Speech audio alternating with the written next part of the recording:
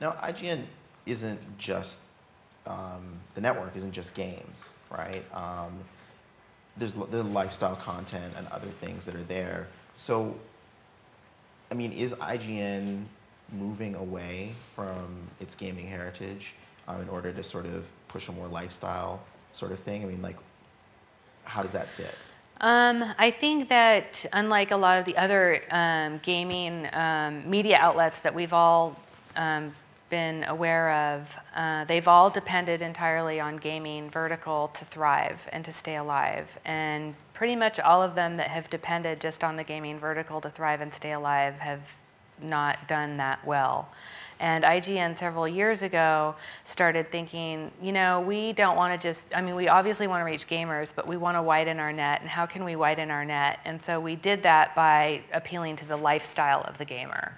So we recognize that gamers do other things besides playing games. They go to movies, they check out hot babes, they, you know, read about cars, they, you know, they do all these other things. And so we wanted to capture their attention and get them into the site by providing them content on other things that they were interested in. And so that was sort of the seed that started this diversification for us. And then now I think what we've identified, and what probably everybody in here has identified, is that there's definitely an audience beyond just the core gaming audience that we all need to appeal to, especially if you spend $40 million to develop a game. People want more than just to consume content. And one of the patterns that we've seen is, even though video's been a big part of our shift towards sight, sound, and motion, people still want to come someplace and read about something. So they're not necessarily going to do a search about a video. They're going to do a search about some particular game, and they're going to read about it. And if the text actually entices them enough to do other activities beyond that, then they'll look at a trailer, then they'll go onto the message boards, then they might add it to their wish list, you know, and then they'll do these other activities. So I think we recognize that text and content destination is still going to be key, but what we want to do and what we think is important is what are people going to do after that? And we want to make sure to deliver a holistic experience so that they don't leave IGN to go to a message board, and they don't leave IGN to find a community to engage with. And it's kind of like what we've been talking about, that there's all these sort of myopic communities popping up all over the place. And you know, YouTube has a community, MapleStory has a community. There's all these sort of like sub-communities now, and there's actually, you know, all sorts of social networks that are coming up for niche social networking. So I think that that's kind of going to be something that we all have to ask ourselves is how is that going to end up? You know, are people going to really be dedicated to 20 different communities, or are they going to start to gravitate towards one community that meets all their needs? And either one, I think, is a challenge for us as well as the consumer. What are the opportunities for publishers in your message boards where people are avidly discussing either editorial you've put up or somewhere else, and are publishers getting what the opportunities are there? I've always sort of believed that message boards and those types of communities are a little underutilized, and I think with the emergence of social networks that people are probably thinking that message boards are a little bit more relevant, but I think that's a good question. People don't really know what to do with message boards. I mean, what do I do about my Spectrobes message board? Like, and we've all, I think, tried to plant people in the message boards and be like, hey dude, what do you think about Spectrobes? And in my experience, whenever that's happened, and it goes back to what we were talking about earlier about anything that's not authentic, is it backfires. So in my opinion, and based on cases that we've seen at IGN, the key to message boards is to give them something to talk about. So I think the key to any type of community engagement is they need to be engaged with something. So what does that mean for publishers? Is that just, you know, I'm still amazed at a lot of publishers who don't have assets to give us. You know, they don't have creative content to give us. They don't, you know, they kind of like what we were talking about earlier about the MySpace communities. They spend all this money on a big community, and they spend all this money, and then they sort of just, like, we're pulling teeth to get a logo.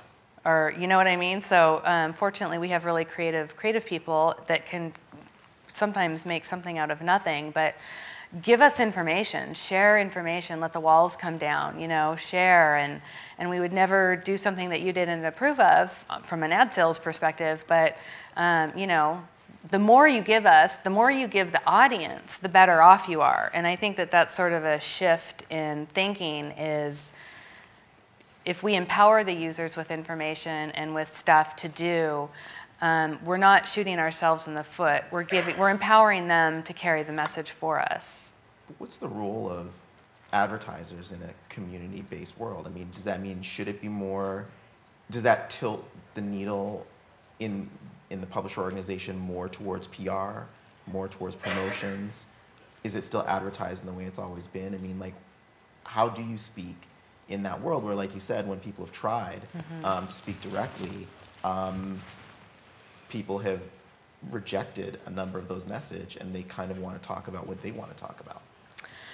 I think that marketers, I think we're all getting smarter and we're getting better at marketing. I mean, not that long ago, marketing a video game was a completely different experience than it is today. But I think that the tiny little shift is that when you're thinking about how to market your game, if you think about how can I entertain my user, and if I was the guy who bought Resident Evil 4 and wants to buy may want to buy Resident Evil 5, what would I want to see? And what do I want to learn?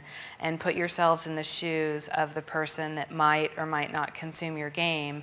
And I think that the creative thinking that comes from that perspective is a lot more authentic and real than the type of thinking that comes from, shit, I need to sell 1 million copies of this unit, how am I going to do it? So from what you see, which publishers are best at coordinating their PR efforts, so that'd be the editorial side, and then their marketing efforts, which would be your department on IGN? I mean, are those synchronous, or should people sort of, I mean, you've got a church and state operation, presumably, you know, should PR and marketing look at it the same way?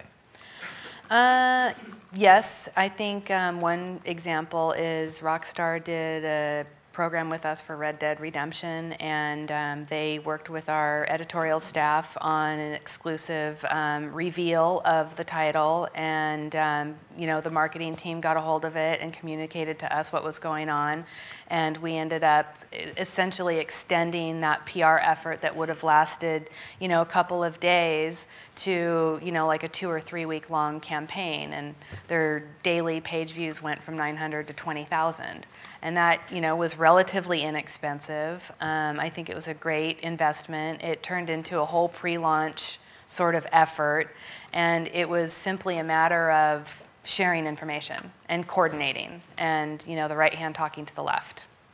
What kind of assets really move the needle on page views? Because you were saying that it was editorial copy a lot, but I mean, is it screenshots? Is it video? Is it sort of in that order that it goes from text to screenshots and then video? I mean, a lot more people have broadband than when IGN started.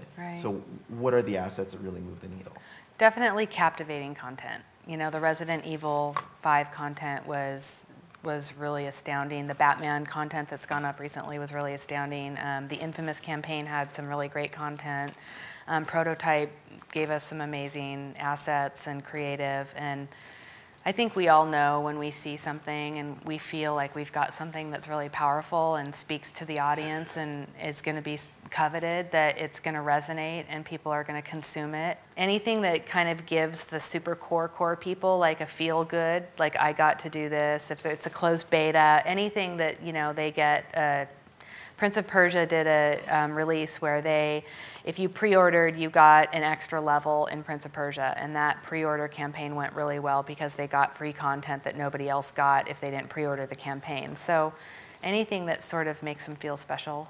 I think the way the internet's moving and the way technology is moving, that it's just, all the walls are coming down. And our job and the editor's job and your guys' job is just to empower the users and give them information, give them entertaining content, you know, and like kind of let go of the control of how that's going to end up.